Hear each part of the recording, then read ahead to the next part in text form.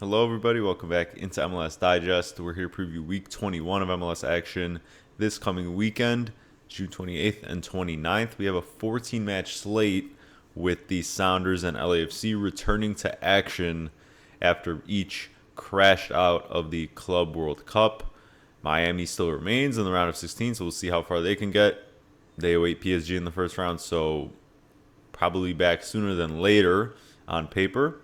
And a lot of teams also as well who didn't play in week 20 in midweek, who had that extra bit of rest, these extra couple of days of rest, and they're going to be just a little bit fresher, it seems, ahead of this slate compared to teams who just played a couple of days ago and only have about 2 days to recover between matches. But regardless, teams got a long break ahead of week 20, so that shouldn't affect rotation too much, since there also isn't a midweek slate coming up after this one.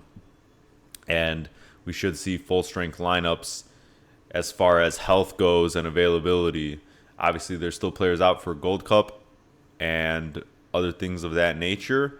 But for nations that have been eliminated from Gold Cup, obviously they're going to be back for their teams and should be ready to go. But we'll go through each matchup on a case-by-case basis. I'll let you know everything you need to know for lineups and expectations, and of course predictions and some best bets. So thanks for joining me here, and please make sure to like this video down below and subscribe to the channel if you're new, and let's get straight into it. To start Saturday's slate, it's DC hosting Nashville, and DC didn't play midweek, so they've gotten that extra bit of rest. You should see Aaron Herrera, Matty Piltola returning after they were on international duty for that window, just as far as I think it was like friendlies and all of that, which was a while ago. And then obviously you had the break right after, so they should be good to go. But as far as Benteke and Pegula goes, still very unclear what those timelines are with their injuries. For Benteke, it's the ankle, and he's really, outside of Pirani, like the only spark in this attack. And this team also has a couple of other injuries on that back line. The top goalie is out. He's been out for a while, and you've seen Barraza in there. And for Nashville, though, I mean, still an impressive restart after this break, going to New England, where New England hasn't been good, and they also haven't played a lot of matches, but winning in a shootout 3-2, with Surridge, I think, actually getting credited with the hat trick after the fact. He had two, and then it got stat corrected, so I think he got a hat trick, and he's just playing out of his mind. But you had Tagseth picking up the yellow card, I believe, in that match, so he's going to be suspended. You still have Zimmerman out, and Nashville, by the eye test, by the metrics, is certainly in elite status at the moment. Top 2 or 3, I think, in terms of the XG per 90, and then top 5 in terms of the XG allowed. So they're really looking good, and I'm not concerned at all as far as this short turnaround, as far as the rotation, because they had the rest beforehand. And that goes for, like I said, most of these teams in this situation at the moment, facing teams who were on the extra bye in the midweek. But I just don't know. Something about this is keeping me off Nashville as far as a bet goes. I do think, naturally that they should win this matchup. But it's another road game, and I just want to wait to see what DC's lineup is. If somehow we get one of these guys back in attack, and that would be a big boost for them. But Tagseth is going to be a big miss, and that's just what's kind of throwing me off. I might change my mind, and obviously that's always a possibility. I add bets as far as once we get the lineups coming out. But here I'm not going to take anything specifically, but I still think, just of course, that Nashville will get the job done. I think the price is great as well at the moment, and there shouldn't be too much rotation. So I'm going to go for a 2-0 Nashville win. Moving on, it's certainly one of the ugliest matchups of the slate. It's Montreal hosting New York City. New York City had the extra bye. Montreal in midweek lost to Cincinnati at home. And Montreal still has 0 wins at home. They only have just the 2 wins on the season. Meanwhile, NYC, by the metrics, is looking at least average. And they're in the bottom playoff spots in the East at the moment. But it's largely been due to home form. And on the road, they have just 1 win. And we have to mention, of course, as well, all the players out for both of these teams. For Montreal, that's been the case really all season, but you continue to have Rioni, Duke, all these other players out, and other players out for Gold Cup, such as Waterman, Saliba. And then for NYCFC, you have Matt Freese out, Alonso Martinez out, both of their respective countries advancing to the Gold Cup quarterfinals. So this is going to be an ugly one. It's also expected to be pouring rain, and it should be a low-scoring game. But I just want no part of this as far as a bet goes, because this can go any which way. Some random, reserves can turn up a little bit. It's an opportunity for both teams to, kind of turn their form around a bit as far as the home and away splits, and of course for Montreal in general, who just hasn't been good at all this season. So it's one that's hard to predict, and the odds also showcase that. And I just don't see much separating these two sides, so I'm going to go with a 0-0 draw. Moving on, it's the Red Bulls hosting Minnesota, and for our first best bet, I'm going with Minnesota on the draw no bet, and it's at really good odds in my opinion. You're getting that push protection in case it is a draw. And I think Minnesota has a really good chance at outright winning this one. And both these teams played midweek. Minnesota has to travel, and the Red Bulls also were coming off that trip to Toronto where they drew 1-1 after going up. Meanwhile, Minnesota took care of Houston. And I just don't get the odds on this one based on the player availability. Now, the Red Bulls have been the East's best team as far as home form goes, 7-1-1, which is obviously really impressive. But then you look at the teams they've faced, and it's been a lot of kind of minnows in the East, those lower teams. And, it just doesn't impress me too much. This team just hasn't impressed me all that much. They just trudge along the season, and they're right about where they basically should be as far as the standings go at the moment. And I just think Minnesota is going to go in there, and we know what they're going to do. They're going to give up the ball, and I think they have an effective strategy that works against teams that cannot actually possess the ball and be directly dangerous enough with that possession. And that's what I think the Red Bulls are. I don't think they have it in them. They've scraped by wins a lot, even against these bad Eastern teams. And they're also missing so many players, just as Minnesota is.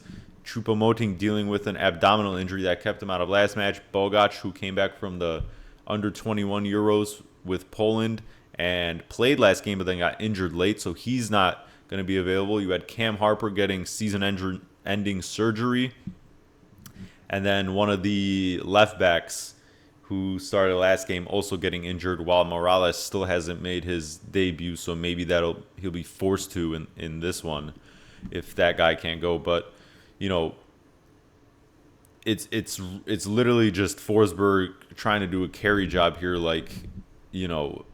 Obviously the Red Bulls midfield is very good, I would say, as far as that continuity from last season and the chemistry and the work rate. But even with Minnesota's absences, with St. Clair, with Alouche, with Rosales, like I've said before, this team has the depth to, especially against teams of this nature, of this quality, which is lacking quality, the Red Bulls.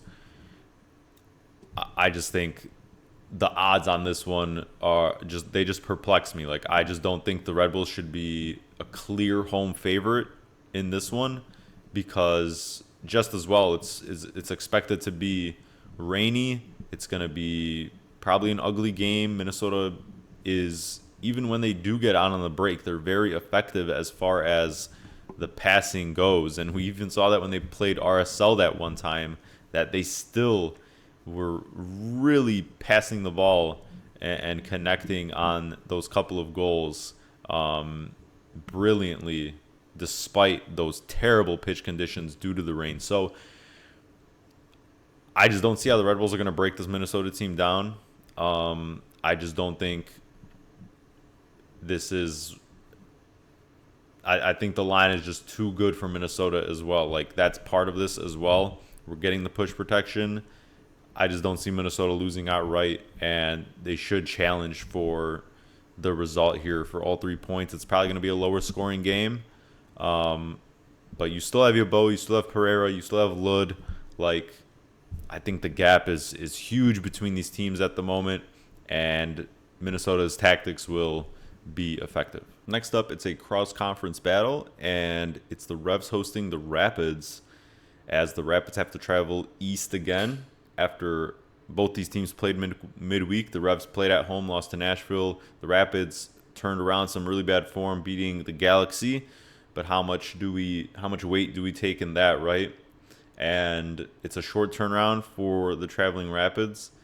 And for the second best bet, it's going to be a two-legger. The first leg of it is going to be the under 3.5 in this game. So I'm boosting that because the normal line is around 2.5, 2.75. But I'm going to go with the 3.5. It's at a really good price. And Revs games have been kind of flip-floppy in terms of the score lines. But at home, they also have not played many games here, as I've mentioned. And they haven't had good form, despite that previous unbeaten streak that was largely on the road. And for whatever reason here, they just haven't been able to get things clicking. And the Rapids as well. A lot of their games have been really one-sided, really low scoring, and you haven't really seen shootouts as far as their games go. And for the Revs, you also had Campagna and Langoni coming back to play around 20 minutes or so each in the last match. And while that's a good sign for them going forward, and I expect to be backing them with a full-strength lineup because of how tactically they've shifted the system to now where they're really solid defensively, I don't want to back them here in this spot, although they are, I think, deserved favorites in this matchup, being home, being that the Rapids have to travel on such short rest. But the Revs just haven't been doing it at home, so I'm going to take this other angle, and I think the Revs will still get it done in a low-scoring match. But the Rapids, I'm not going to hold too much weight in that Galaxy win. They just have not been living up to what I think on paper should be a pretty competitive team at the moment. And the Revs, as we know, have a really good defense. They've maybe slipped a little bit as far as the metrics go. But they're not going to give up much. And the Rapids really can't hold possession either. They're really terrible at keeping possession. They're best in counterattack. And I think the Revs will probably have most of the ball, but at the same time, I don't think they're going to have these guys fit enough, those two guys I mentioned, to get starts immediately after being out for weeks on end and only playing that small shift last match. So you're still going to see a couple of reserves in attack, and it shouldn't be a shootout in this one. I think the Revs win probably like 1 or 2-0. It's going to be a grindy kind of match, but just shouldn't see much goals in this one. Next up, it's the Fire hosting Charlotte, and this is going to be leg 2 of our second best bet, combining that with the Revs and Rapids under 3.5. In this one, I'm going with the over 2.5. Over 2.5 plus 110 combined when you pair that with that Revs Rapids game. And these two teams already met. The Fire one, I think, was like 4-2. And I expect the same here. The Fire, we took them last week. They disappointed us against a really, really rotated Union side, but the Union are just looking elite as far as the tactical adjustments go from Carnell. And the Fire have just been really poor at home. So, I'm backing them to steady the ship, get things right. And on the other end, Charlotte has been abysmal on the road. They just really made a mess of that Kansas City game where we had the under 3 for that to push after giving up 2 stoppage time goals to Kansas City when they thought they were about to get those very valuable 3 points on the road that have been very hard to come by for Charlotte. But they've just been a mess. And by the metrics, both these teams top 11 in the XG marks. Chicago 7th, Charlotte 11th, and then on the expected goals allowed, they're both in the bottom 6 as far as worst marks. And they're just giving up plenty of chances, and specifically Charlotte on the road just cannot seem to, deal with these types of environments. Just they're not comfortable, and still no Tim Ream, no Ajimang, which hurts that attack, but you had the replacement scoring last match. And even though this is a bit of short turnaround for Charlotte traveling once again here, I think this should be a shootout. Chicago is still going to be pretty much full strength as far as that attack goes. And I think this is going to be an open game, no weather concerns. The line for this game anyways is around 3.5. And so we're juicing this down to combine it. And, I think both should contribute anyways. But we're just going to stick to the 2.5. And I think, the Fire specifically should be leading the charge here because they created chances and they continue to do so. It's just about, obviously, doing the final bit. And I think against Charlotte, it's a far different side than what they just faced in the Union. So I think this is going to be a shootout, but we're going to take the less risky approach, and it should pay off. Moving on, it's Orlando hosting Cincinnati. This should be a really fun matchup on paper. You have a lot of stars in this one, and Cincinnati turning their form around at the end of before the break, and now continuing on with beating Montreal handily on the road.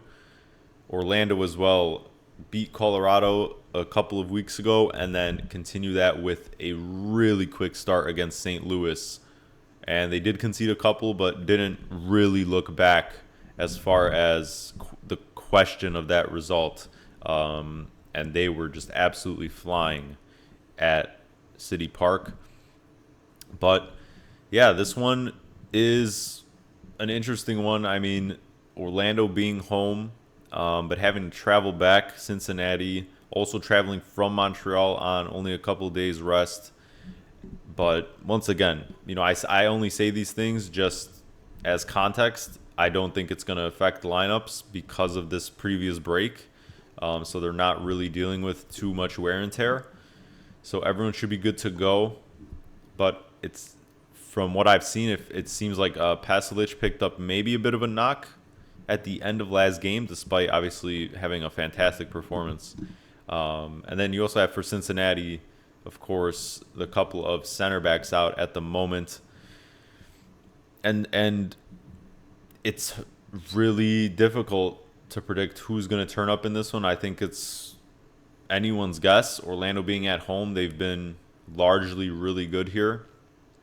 And I think at the moment are still the more balanced team as far as the performances and the tactics go. But for Cincinnati, they really have been turning that form around, getting back into that mode of, cementing themselves as one of those top Eastern teams, which they have been the past 2 or 3 seasons at minimum. So, yeah, I don't know. It's going to be a tight one. And I think at the moment Orlando has just enough to get by Cincinnati. So I'm going to go for a 2-1 Orlando win. Next up, it's a cross-conference battle between Toronto and Portland. Toronto drew against the Red Bulls midweek. Portland had that extra bit of rest, and they're coming off a late equalizer from San Jose a couple weeks back. And for the Timbers, Anthony is now expected out for, I think, about a month at least. And that's a big blow as well as Jonathan Rodriguez, who we knew got season-ending surgery or whatever it was. And you also have a couple players gone for Gold Cup. Kamal Miller, Crépeau, even though Crépeau is not the starter anymore. And I think this is where we see that two-striker setup Neville was talking about finally come to fruition with Mora and Kelsey. And for Toronto, of course, missing so many players due to Gold Cup and just injury. So, their home form as well. They've just been a bad team, but their home form, they've been struggling to get wins. The Timbers as well have just been really dying down as far as that attacking production has gone. And I don't think, of course, the loss of Anthony helps that whatsoever, of course. And so, I don't know. I mean, the Timbers can certainly steal. I say steal, but, they should be the favorites despite these losses to the roster. But, I think they can steal it, but I think this match can go any way at the moment. I think sometimes this getting back into the swing of things when it's been a 2-week break of this can help a team more than just this team as the Timbers are getting that extra bit of rest. It really varies as far as will it hurt a team or not, and maybe help a team recover and be refreshed for the rest of the season. And I think we have yet to see. I want to see how this new system works, and I'm going to call this one another 1-1 draw. Moving on to Dallas hosting San Diego. These two teams met a while ago, and I believe it was like 5-0 San Diego at home or something along those lines, if memory serves me right. And two stark results in each team's games midweek. Dallas losing to San Jose, continuing just dreadful home form. And that's really going to hurt them and probably be why they miss out on playoffs if they do. And San Diego making light work of the two other contenders at the moment as far as the top three teams in the West go. Minnesota before we got onto this mini break, and then coming back and kicking Vancouver's ass against a rotated side for both because of injuries, because of Gold Cup players being gone. But on the road, 5-3, and Iloski getting not just a hat trick, but 4 goals in like 15 minutes if you combine, into that second half. I mean, he's been such a fantastic depth signing for them. And I say depth now, but he's, earning that starting spot. And it's just been fantastic out of this expansion side. They kind of got through that bit of poor form where they lost, I think it was 3 in a row, and they were looking like, okay, how can they actually handle this? Will they crumble or not? But this system, I think, is just too good to fail as far as a season-long, thing goes. And they can have the reserves. They have the system in place. The quality is there. Even with Godoy, De La Torre out in midfield, they're still getting results. And the performances are, the eye test is matching. So I don't see why they couldn't win this game, especially with Dallas's just awful home form. But Dallas is also healthy. Their top center back is out at the moment. We'll see if he can recover. But I think San Diego, is just too good for this Dallas side, which Dallas also is terrible in possession. They really, can't do much with it, can't even hold on to the ball too much. That's not, even if maybe it wants to be their style, it's not. And, San Diego, outside of maybe just, coming in and putting in a bad performance as far as the energy goes because of this turnaround and travel all the way down south here in Texas heat. Outside of that possibility, because we've seen that many a times in history from teams traveling down to Texas, I think San Diego should make light work of Dallas. I'm going to go for a 3-1 win. Next up, it's Kansas City hosting RSL. And I'm taking Kansas City money line as the third best bet. It's at plus 125. I think those are really good odds. And Kansas City, of course, has been at the bottom of the West for all season, but so has RSL. And Kansas City, as I think everyone in the community has kind of beaten to death at this point, is the fact that they've been really good since the coaching change. They've been competitive, and they haven't been pushovers by any means, even in those losses. They're getting goals, and even though they have injuries on that back line and a couple other guys, I think they're just really starting to round into the form of this season down the stretch. And they're coming off that crazy comeback win against Charlotte where they scored those 2 goals in stoppage time. Meanwhile, RSL didn't play midweek and have that extra bit of rest going into this. But I think in this specific case, and maybe it's just me convincing myself, but, I don't think it matters for RSL. RSL, you can argue at the moment is, of course, or not of course, you can argue that they're worse than KC.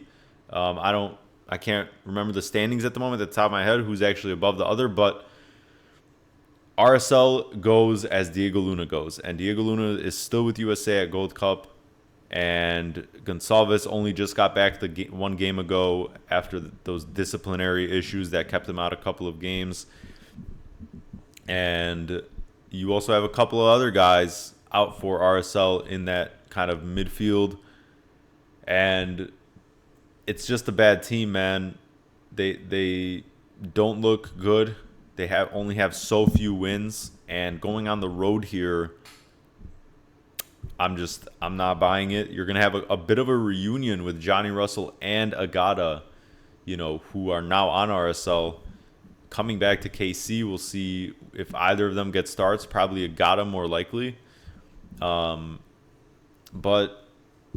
I mean, I just think it's a good price. It's a good spot for Kansas City. They're coming off this great, comeback win. They have the momentum, and I think they're just going to be, maybe RSL is more fresh, but I think KC is more match fresh, and they can get to stay at home. And I think this is a good opportunity for them to build momentum. Obviously, Kansas City is dead last as far as the expected goals allowed and second worst in expected goals, but RSL is literally in the top or bottom 5 of both of those same metrics as well. So, you're clutching at straws here, but I think Kansas City at the moment is the much better team.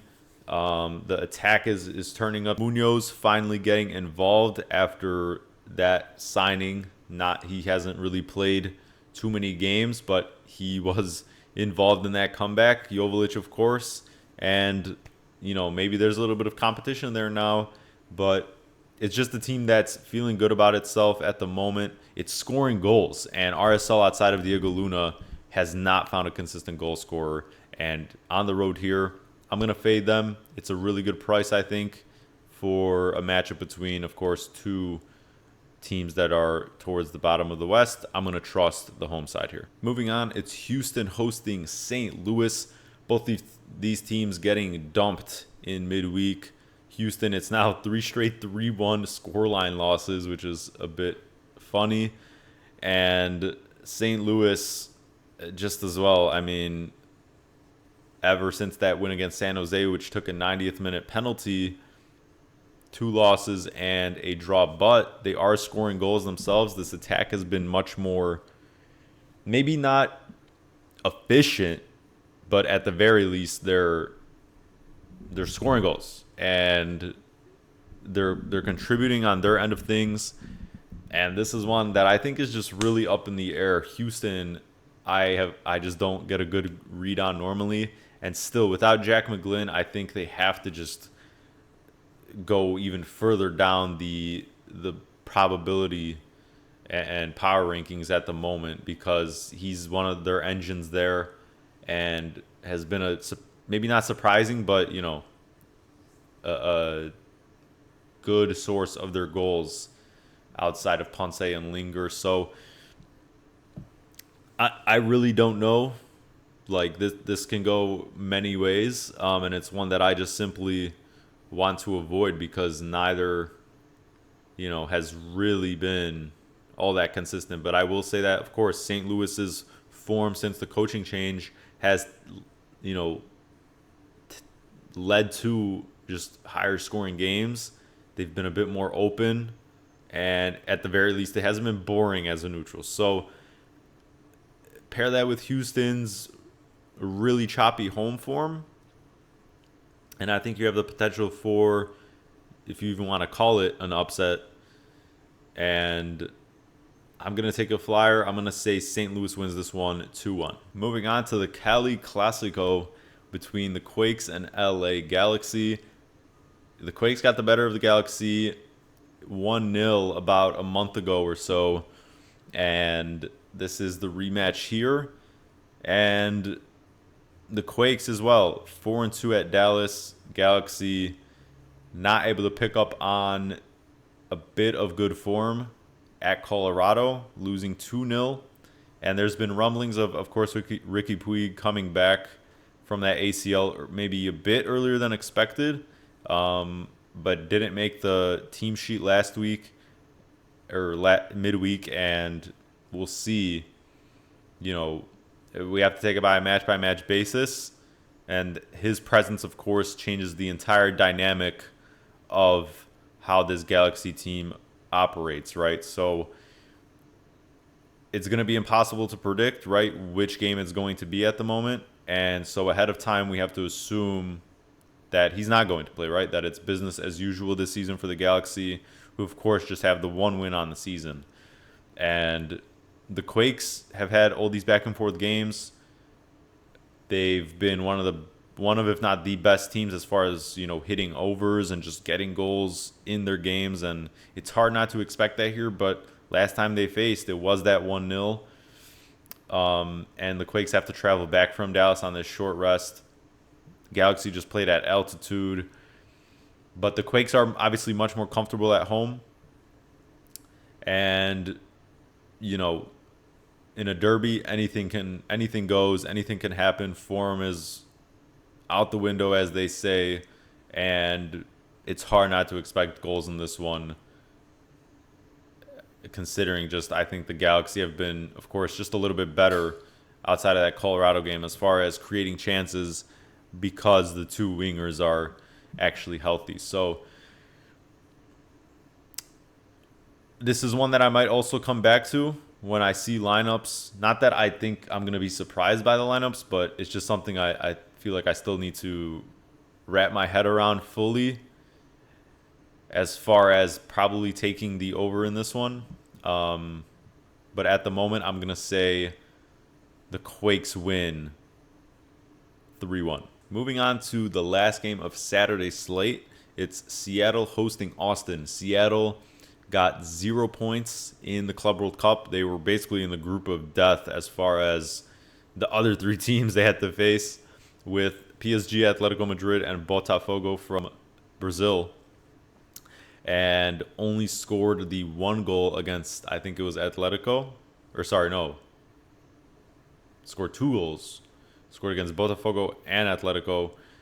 And they have those extra games, right? Those 3 extra games in the meantime, while all these MLS teams basically got a 2-week or so break. But then Austin also didn't play in midweek here, so they have that extra bit of rest, and it's really interesting. Austin, will they come out will there be any difference from the first 20 games of this season? I just don't think so, personally.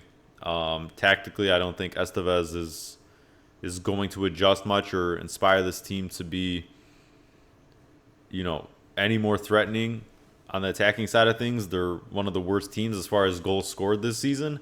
Seattle is an elite defense. They won't have Nuhu, though, who's been suspended, I believe. So, also dealing with a couple of injuries on that front line. And you just have to, it's hard to see how that wear and tear is going to take its toll. But Seattle's played all its games at home in that Club World Cup. So they haven't had to travel. They've been basically at home base HQ this whole time. And it has been about a week or like 5 days or so since that last PSG match. So it's hard to call. Austin should take advantage of this, but they also haven't been playing, and that could just actually hurt them as far as the match sharpness goes. So it's one I want no part in, honestly. And I feel like whatever side you pick, you're gonna feel really bad about it, like, and you're just kind of begging for disappointment as far as the result in this one goes. I think it's gonna be low scoring, and I'm gonna go for a 1-0 Sounders win. Going to Sunday slate, it has 2 games. And the first one is a really tasty matchup in the East. It's the Crew and the Union. It's a rematch from earlier where the Crew equalized late in a 2-2 draw in Philly or Chester.